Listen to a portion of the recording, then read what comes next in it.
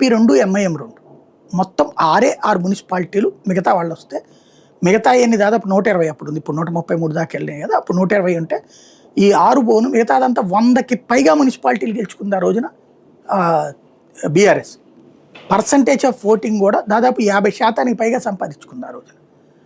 అదే ఇవాళ చూసుకుంటే వీళ్ళు టఫ్ ఫైట్ ఫేస్ చేయాల్సి వచ్చింది.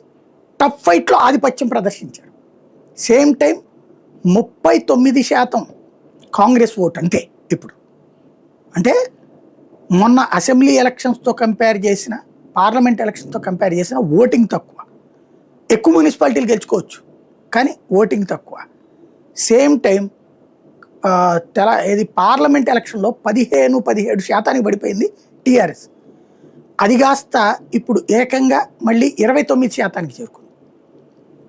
ఇంకోటి ఒక 14 చోట్ల డైరెక్ట్గా, ఇంకో 3-4 నిన్న మొన్న జరిగిన దాంట్లో గెలుచుకుంది వేరే వాళ్ళతో కలిసి. భారతీయ జనతా పార్టీ కూడా ఒక బలమైన శక్తిగా ఎదిగింది. అసెంబ్లీ ఎలక్షన్స్ టైంకి 14% ఓట్లు 8 సీట్లు సాధించింది. పార్లమెంట్ ఎన్నికలకి దాదాపు 40% ఓట్లు 8 పార్లమెంట్ సీట్లు గెలుచుకుంది. ఆ తర్వాత డిపాజిట్లు కూడా కోల్పోయింది 3 ఎన్నికలు, ఏవైతే దాన్ని ఏమంటారు బై ఎలక్షన్స్. బట్ పంచాయతీ ఎన్నికల్లో 8%, 10% సాధించింది ఓట్లు. ఒక 700 ఏమో సర్పంచ్లు అవి గెలుచుకుంది.